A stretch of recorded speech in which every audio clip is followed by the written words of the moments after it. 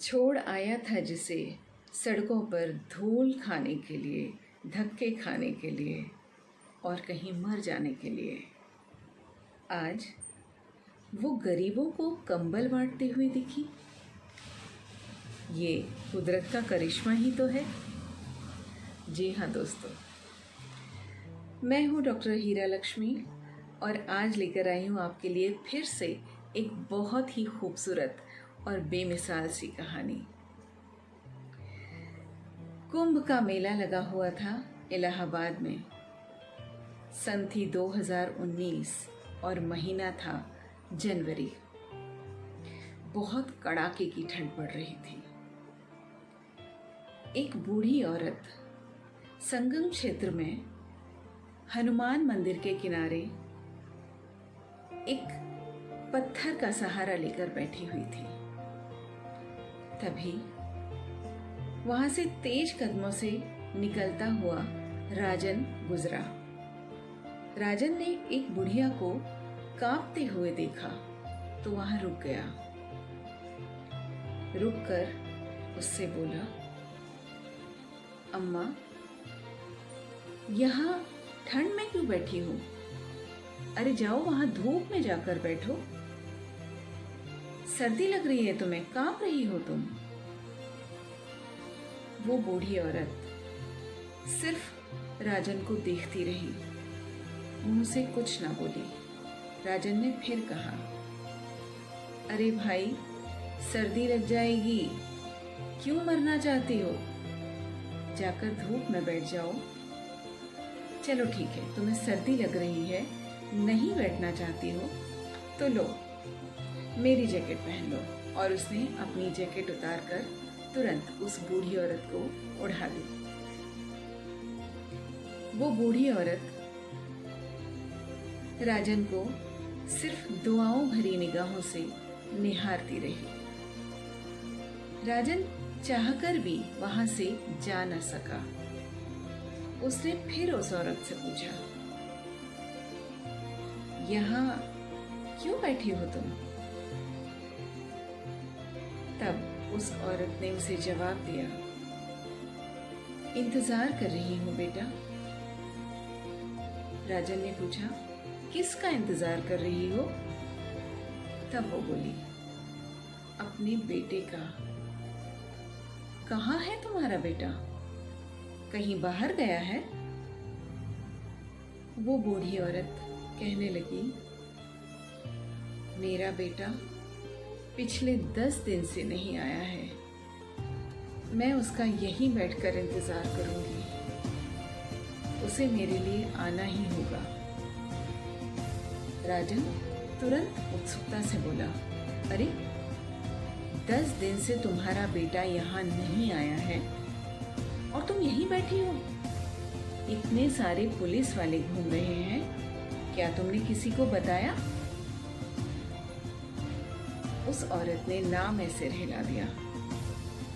राजन फिर बोला, चलो मेरे साथ चलो, हम पुलिस में रिपोर्ट लिखाएंगे, पुलिस तुम्हारे बेटे को ढूंढ लेगी।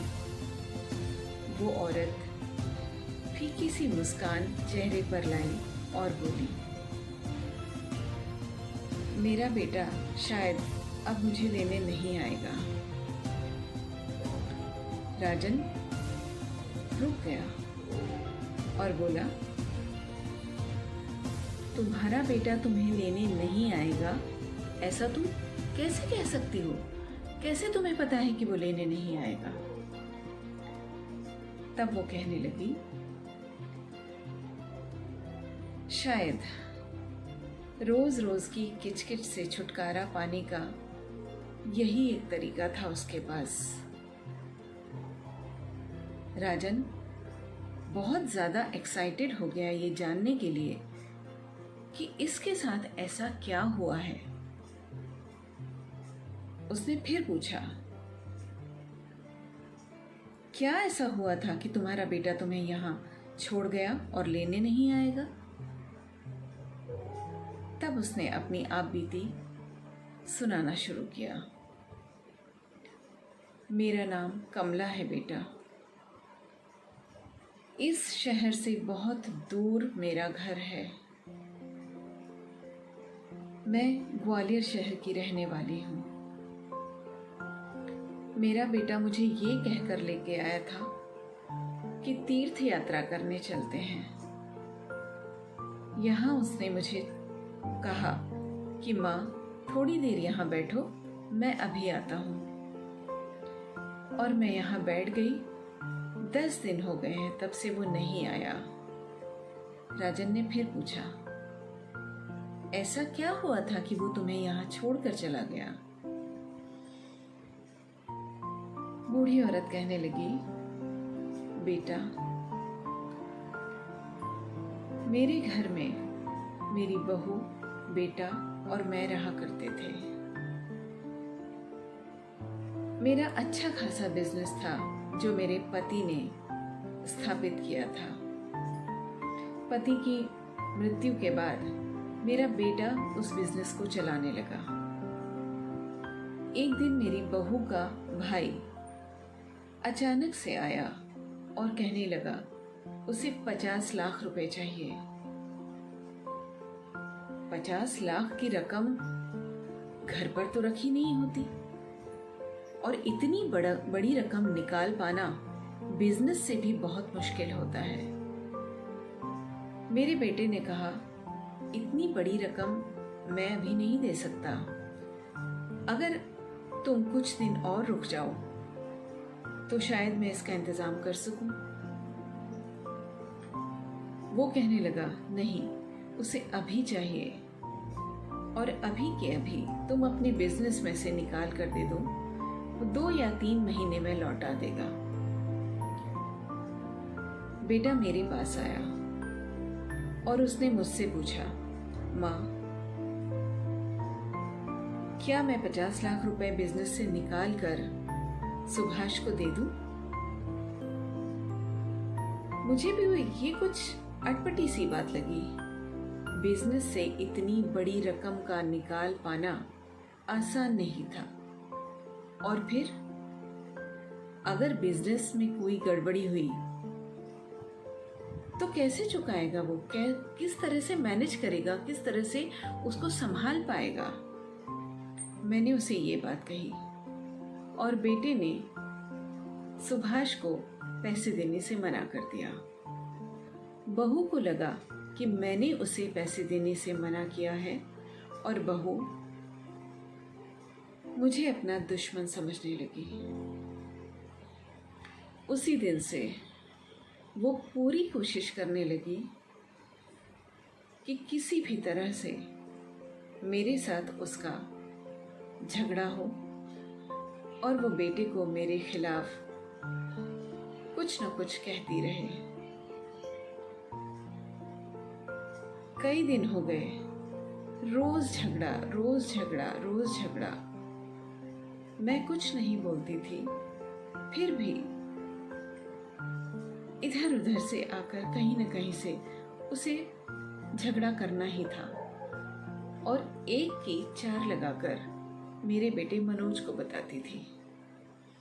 मनोज के पास कोई चारा नहीं था। उसे लगा शायद यही एक तरीका है, और वो मुझे कुंभ के मेले में लेकर आया, तीर्थ का बहाना करके, और यहाँ छोड़कर चला गया। तब राजन बोला, ऐसा है, तुम्हारे बेटे ने तो तुम्हें धक्के खाने के लिए छोड़ दिया, लेकिन मैं भी एक इंसान हूं, मैं तुम्हें ऐसे नहीं छोड़ सकता। यहां तुम कहां रहोगी? यहां मंदिर में अंदर कोई तुम्हें घुसने नहीं देगा। तुम बाहर यहां सर्दी में पड़े पड़े मर जाओगी। चलो मेरे घर चलो। कमला तैयार नहीं हुई। उसने कहा, नहीं, मुझे कहीं नहीं जाना। राजन फिर से जिद करने लगा, ऐसे कैसे नहीं जाना? तुमने तो अपने बारे में सब कुछ बता दिया मुझे, अब जरा ये भी तो जान लो कि मैं कौन हूं। और तुमसे चलने के लिए क्यों कह रहा हूं? कमला ने बहुत ही उत्सुक निगाह से राजन की तरफ देखा, जैसे वो जानना चाहती हो कि तुम बताओ अपने बारे में। राजन कहने लगा, देखो अम्मा, तुम्हारा नाम कुछ भी हो, मैं तो आज से तुम्हें अम्मा ही कहूंगा। मेरे पास ईश्वर का दिया हुआ सब कुछ है। केवल एक चीज जिसके लिए मैं बरसों से तरस रहा हूं, वो नहीं है। कमला उसकी तरफ देखती है, जैसे वो जानना चाहती हो कि ऐसा क्या नहीं है तुम्हारे पास। राजन फिर बोला, मेरे पास माता पिता का साया नहीं है। दिन भर ऑफिस में काम करता हूँ, थक हार कर घर जाना चाहता हूँ, लेकिन जाने का मन ही नहीं करता। कौन है वहाँ जिसके लिए मैं घर जाऊँ? घर जाता हूँ तो वही एकांत, वही सूनापन मुझे फिर खाने लगता है और मेरा मन ही नहीं करता घर जाने को। तुम मेरे साथ चलो, तुम मेरे घर में रहना। अगर तुम्हें नहीं पसंद आए तो मेरे लिए काम कर दिया करना। मेरे घर को साफ सुथरा रखना, मेरे लिए खाना बनाना, मेरा काम कर दिया करना। बोलो, चलोगी? कमला ने फिर से ना में सिर हिलाया, लेकिन राजन कहाँ मानने वाला था। उसने अपनी जिद के आगे कमला की एक नहीं चलने दी और कमला को मना ही लिया। राजन उसे लेकर अपने घर गया। कमला उसका बड़ा सा घर देखकर बहुत खुश हुई। इतने बड़े घर में अकेला बच्चा परेशान तो होता ही होगा।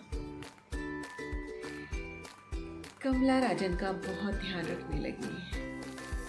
जब राजन ऑफिस से आता तो उसके लिए खाना तैयार मिलता, घर भी साफ सुथरा और एकदम मेंटेन करके रखती थी। राजन भी जब ऑफिस से घर आता था तो अम्मा जी के लिए हमेशा कुछ न कुछ लेकर आता था। कुछ नहीं तो सब्जियां ले आता था, कभी साड़ी ले आता था, कभी अम्मा जी के लिए मिठाई ले आता था, कभी कुछ तो कभी कुछ। अम्मा जी हमेशा मना करती थी, ये सब मत लाया करो। हाँ, साग सब्जी भाजी लानी है तो अच्छी बात है, लेकिन मेरे लिए कुछ लाने की ज़रूरत नहीं। लेकिन राजन कहाँ मानने वाला था। उसे तो खुशी ही इस बात में मिलती थी कि वो अम्मा जी के लिए कुछ कर सके। दिन पर दिन बीतने लगे। अम्मा जी भी बहुत खुश थी राजन के साथ और राजन भी बहुत खुश था। कुछ दिनों के बाद राजन के ऑफिस के कुछ लोगों ने आपस में मिलकर कुछ डिसाइड किया। उन्होंने सोचा कि हम कब तक ये नौकरी करते रहेंगे, क्यों ना हम मिलकर पार्टनरशिप में अपनी एक कंपनी खोलें और जो प्रॉफिट होगा वो हम सब लोग आपस में मिलकर बांट लेंगे। और ऐसा ही किया। 4 लोगों ने मिलकर एक कंपनी खोली और कंपनी बहुत अच्छी तरह से चलने लगी। राजन कभी कभी अम्मा जी से सलाह मशवरा भी कर लिया करता था, क्योंकि अम्मा जी को बिजनेस का बहुत अच्छा एक्सपीरियंस था।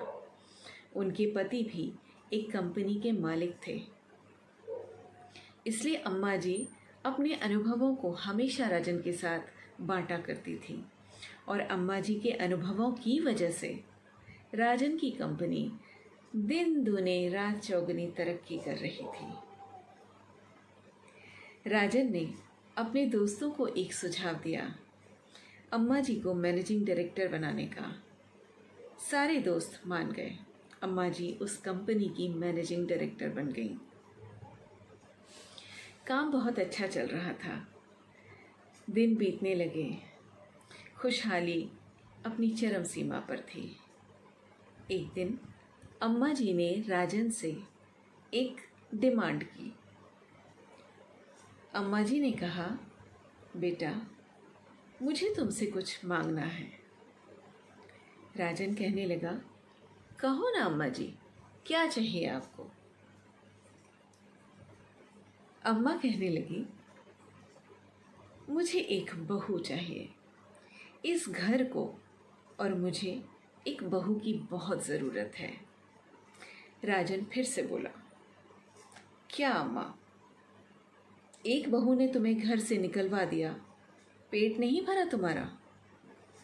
अम्मा ने राजन के मुंह पर हाथ रखते हुए कहा, खबरदार जो पुरानी बातों को याद किया या मुझे याद दिलाने की कोशिश की। मैं उन बातों को कभी याद नहीं करना चाहती। वैसे तुम्हारी मोटरसाइकिल पर मैंने एक लड़की को बैठे देखा था। ये बात सुनते ही राजन उसे लगा कि वो कहीं भाग जाए, जैसे उसकी चोरी पकड़ी गई। फिर अम्मा जी बोली, बेटा लड़की मुझे बहुत पसंद है, अब तो बस बहू बना कर ले आओ उसे। राजन तेजी से वहां से भाग गया और दरवाजे से झांक कर कहता है, शहनाइयों की तैयारी कर लो फिर। अम्मा जी समझ गई। शादी की तैयारियां होने लगी। खुशहाल तरीके से विवाह का दिन भी आ गया। घोड़ी पर चढ़ते हुए राजन ने अम्मा जी के कान में एक बात कही, अब भी सोच लो, अगर नहीं मन हो तो अभी बारात लेकर नहीं जाऊंगा, अभी बता दो। अम्मा जी जोर से हंसी और एक प्यार भरी थपकी राजन के गाल पर लगाकर बोली, चुपचाप घोड़ी पर बैठ जा और बहू को ले आ।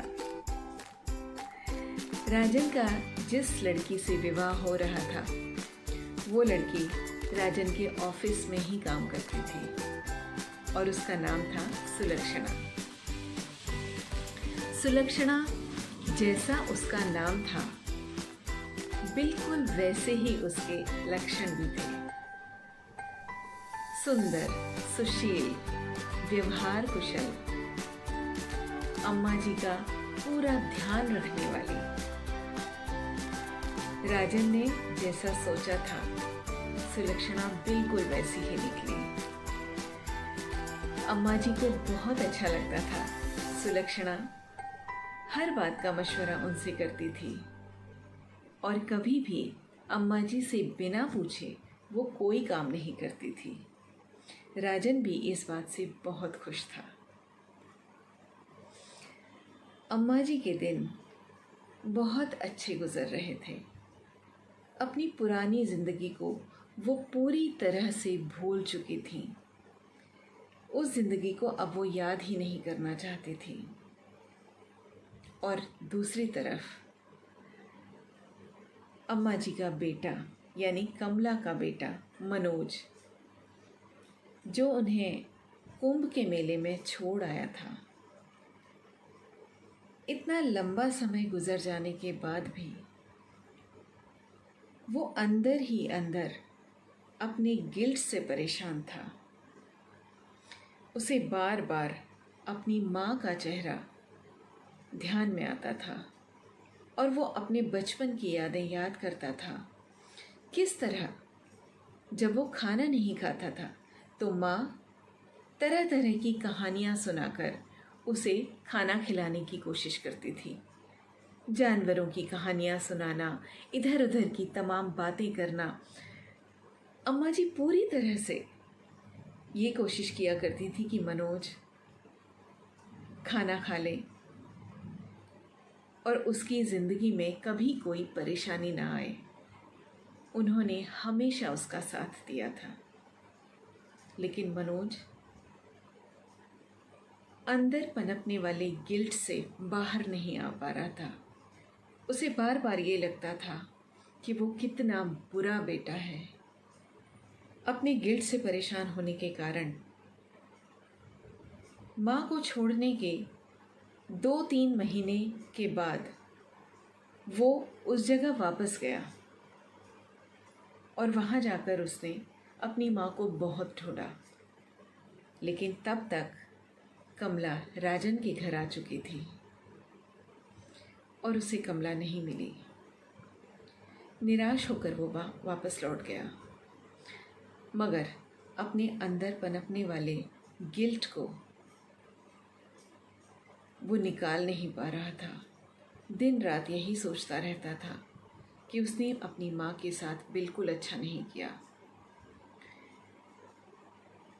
इसी तरह सोच में डूबे रहने की वजह से उसे बीमारियों ने घेर लिया। ज़्यादातर वो बीमार रहने लगा।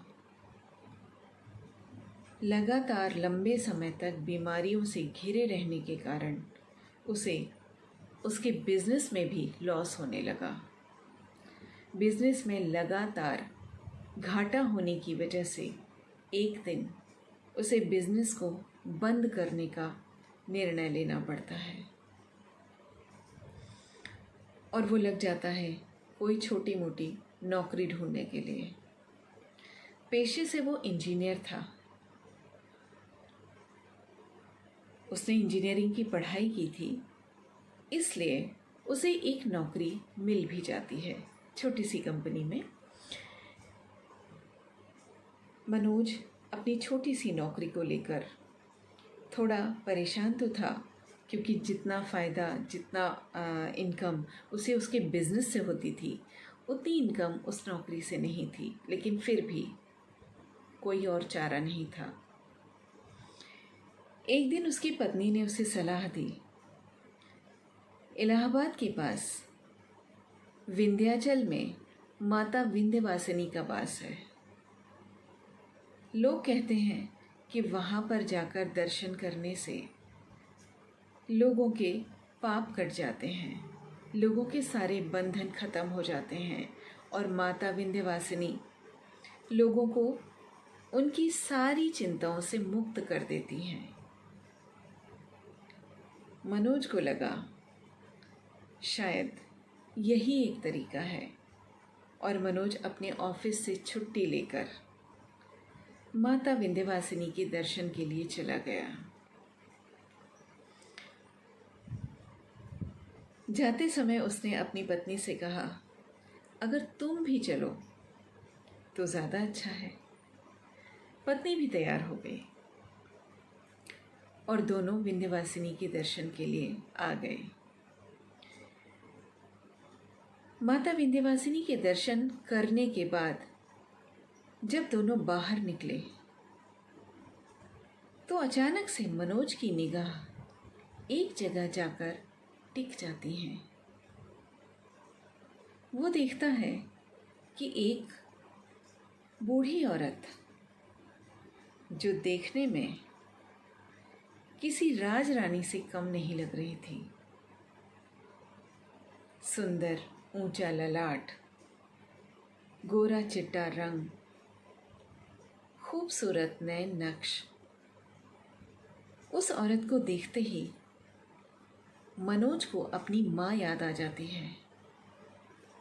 और जैसे जैसे वो उस औरत के पास जाता है, अचानक से उसके पैर रुक जाते हैं और वो देखता है, ये तो मेरी माँ है। ये गरीबों को कंबल बांट रही है। ये कमाल कैसे हुआ? उसे लगा जैसे माता विंध्यवासिनी ने उसकी मुराद पूरी कर दी। उसके अंदर का गिल्ट जैसे ख़त्म करने के लिए माता विंध्यवासिनी ने उसका साथ दिया है और वो तेज कदमों से उस बूढ़ी औरत के पास जाने लगा। वो बूढ़ी औरत मनोज की माँ ही थी, कमला। कमला गरीबों को कंबल बांटने के लिए आई थी।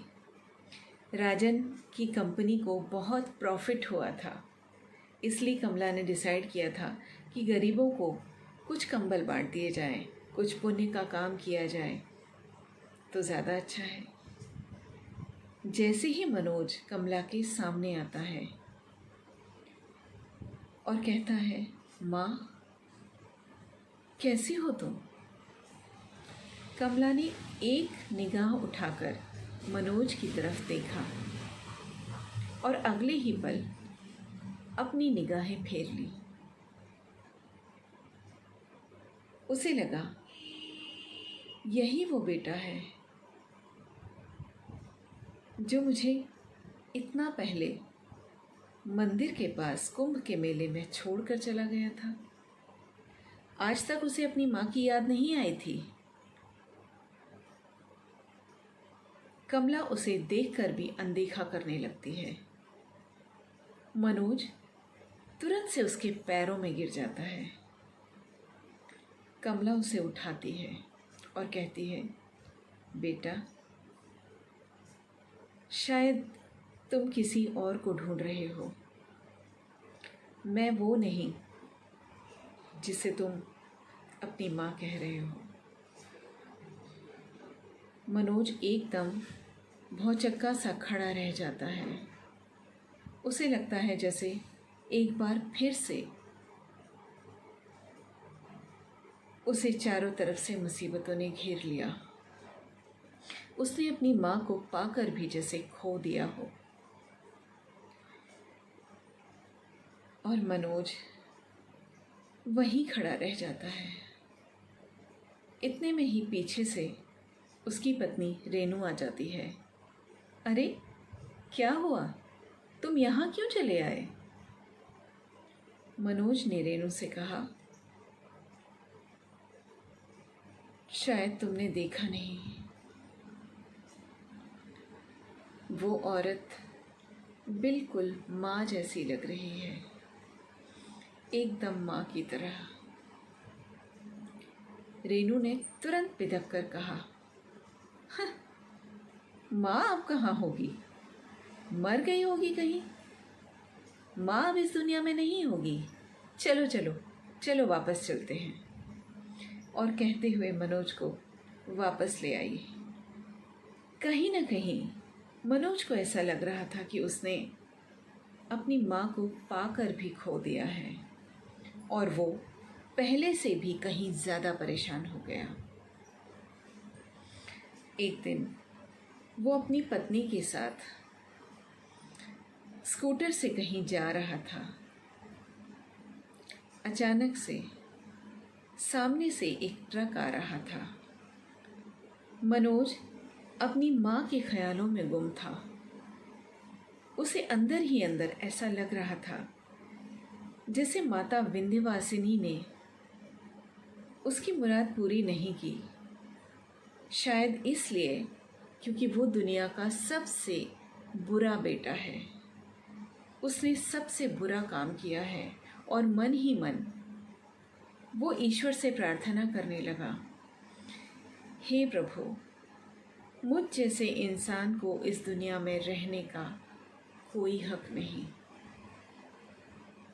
और वो उस ट्रक के नीचे आ जाता है जो ट्रक उसके सामने से आ रहा था। इस दुर्घटना में उसकी पत्नी रेनू भी बहुत ज़्यादा घायल होती है। रेनू के एक हाथ और एक पैर उसके ऊपर से ट्रक निकल जाता है। ऑन द स्पॉट मनोज की मृत्यु हो जाती है। रेनू को लोग अस्पताल पहुंचाते हैं। रेनू बेहोश थी। डॉक्टर उसका इलाज करने लगते हैं, लेकिन खून बहुत ज़्यादा बह गया था, इसलिए उसका बचना नामुमकिन सा लगता है। उसके घर से कोई नहीं था। 2 छोटे छोटे बच्चे थे मनोज के, और कोई भी नहीं था। वो खून की कमी हो गई थी। डॉक्टर्स का कहना था जल्दी से जल्दी अगर इसे खून नहीं मिला तो इसे भी बचाना मुश्किल हो जाएगा। टीवी पर न्यूज़ आने लगती है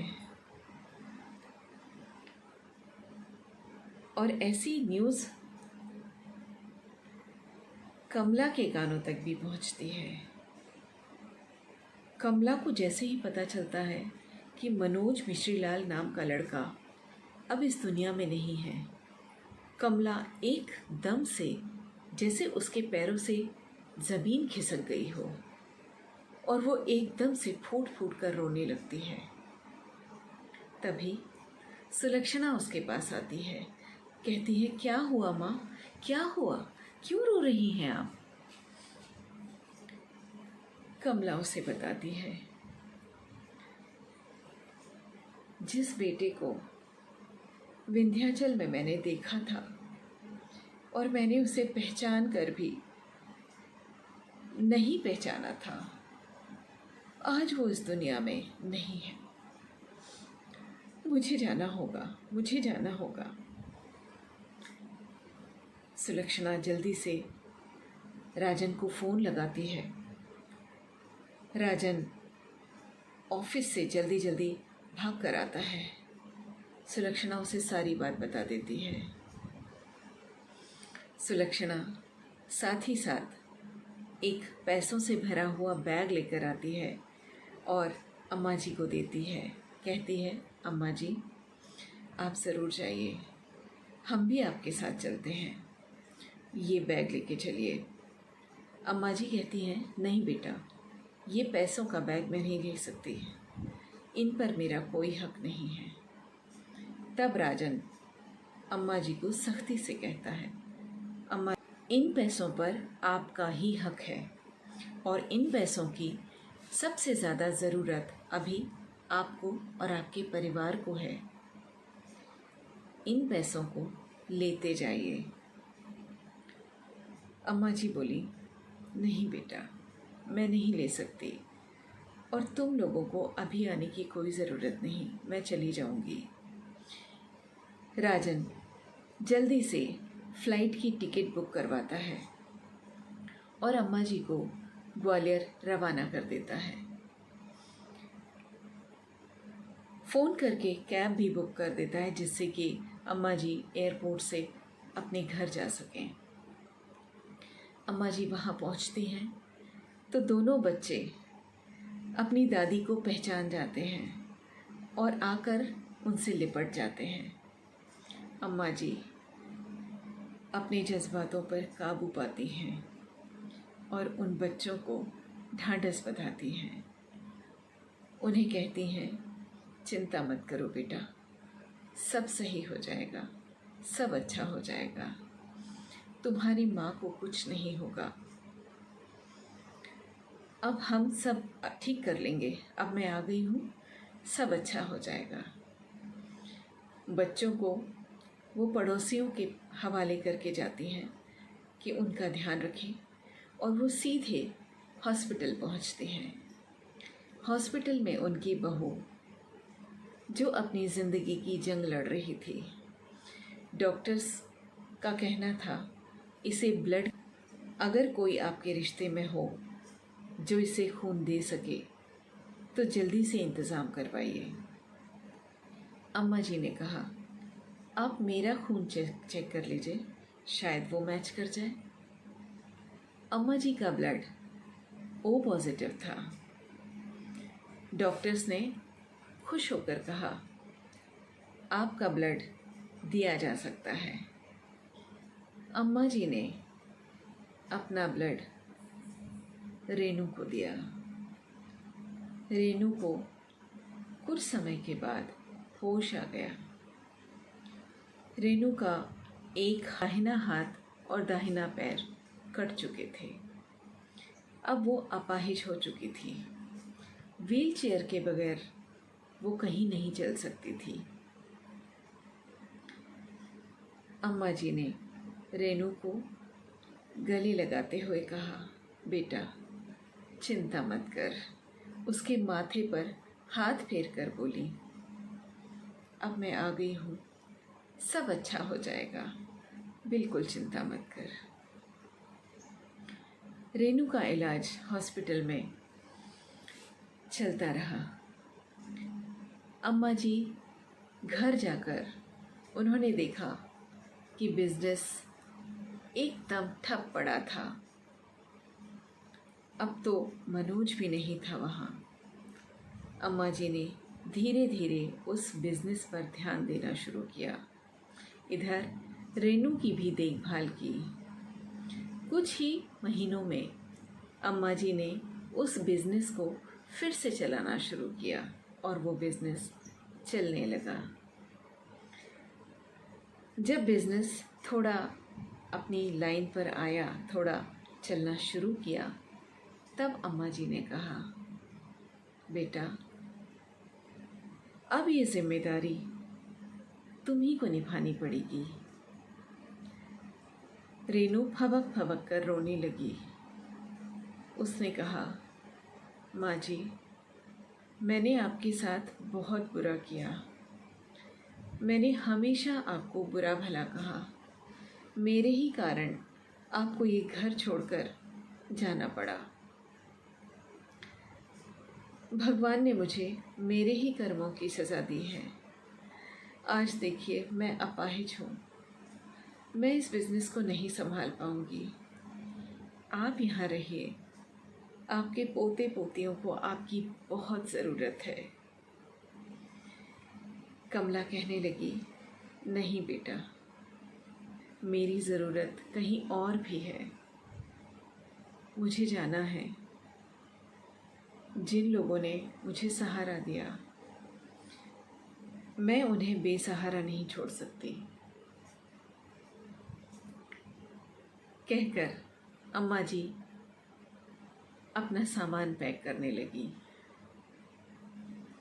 तभी अम्मा जी का फ़ोन बज उठता है